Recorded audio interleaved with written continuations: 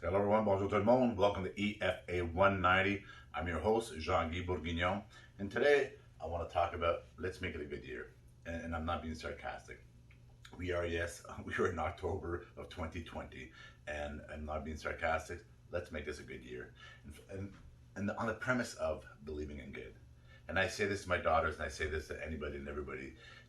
If we believe in good, because if you look around the earth and if you put your finger to the pulse and if you take off the rose-colored glasses, there's a lot of people that believe in a lot of different things, all right? And they're all adamant that what they believe in and what they were taught is the right way.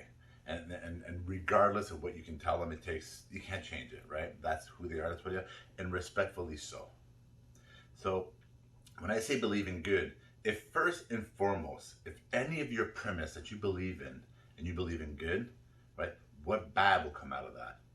Right? You're going to tweak, you're going to pivot, you're going to learn from your mistakes, you're going to repent, you're going to do whatever you need to do in life, right? But that said, if you believe in good, at the end of it, throughout it, at the beginning of it, good will come of it.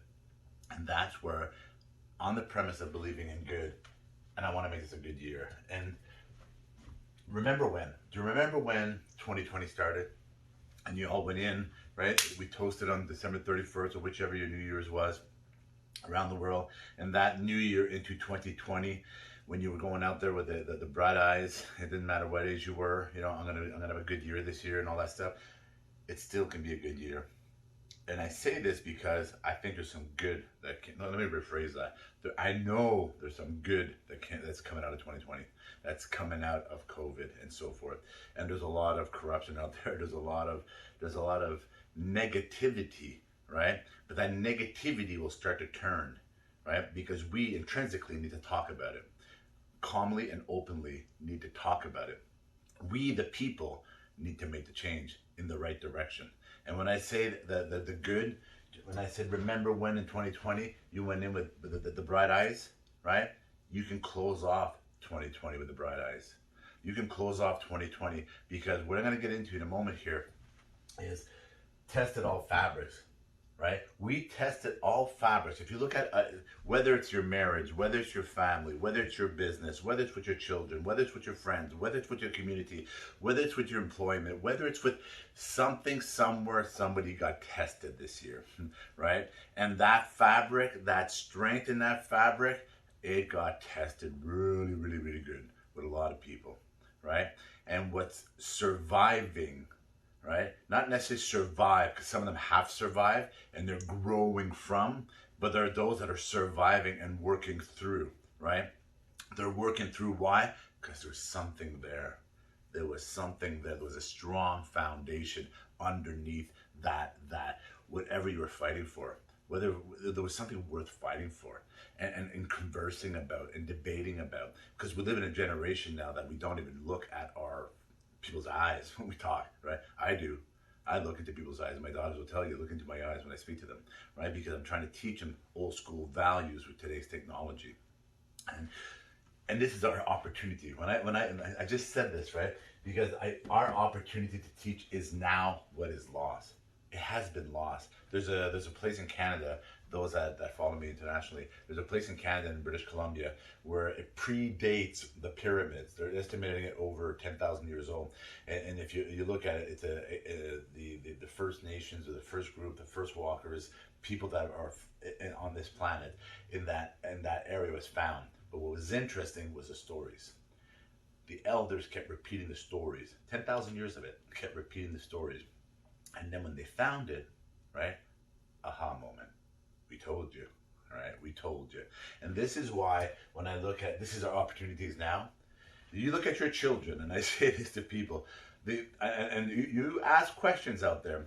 Do your kids that go to school, do they have a lot more downtime now? Not sure why, but they seem to have a lot more downtime. And this is your opportunity, those that are homeschooling and the children are being taught at school or virtually or so on and so forth, to teach them what they're not teaching in school. And you put your head out there and ask questions. They do not teach home economics. And I'm not just talking about cooking, which cooking is a trade. Cooking is a specialty, right? We need our cooks, all right? We need our people, the connaisseurs de manger, the people that know their food, right? That know how to create their food for us. We need them. But people look at home economics as a cooking class. No, it talks about banking. It talks about when you start looking at life, you start looking at credit cards and mortgages and paying people back, right? And not toying with money. And money's not a game because his entire world works on that world. And then two, it ties into all the components of wellness. Remember my previous EFAs when I talk about the balance, when I look at dimensional wellness, when I look at all the dimensions, stay on that axle, make sure that it constantly rotates properly. You take a beautiful flower, pluck one of its petals, right? You just got that image, right?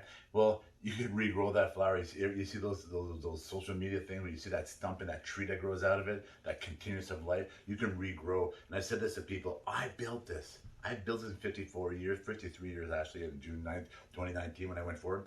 I'm renovating. I'm renovating what I built. And I tell people, be smarter than me. Start in your 20s, start in your 30s, start in your 40s, start whenever. But the thing is, you can start whenever. You can start in your 70s. You can start in your 80s.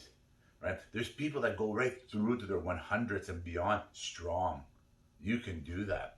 And when you look at family, right? When you look at communities, when you look at your job, when you look at your life, right? Your life as a person, right? Remember when January, February, March 2020, how we can close this year off, how we can jump into 2021, right? We were already tested. Those that were strong, those that were committed are still working on it, or they're still moving forward with it, or they flourished from it, right? My own family, I can speak of it, right? This has been a year of a lot of talking. And I said this in March, I made my family table our boardroom table. I made that decision as much as possible, whenever possible. Let's sit around a table and let's have conversations. Let's have conversation. My daughter, I was taught this by a good friend of mine years ago, and a businessman, a good man. And round tables. He was always asking for round tables.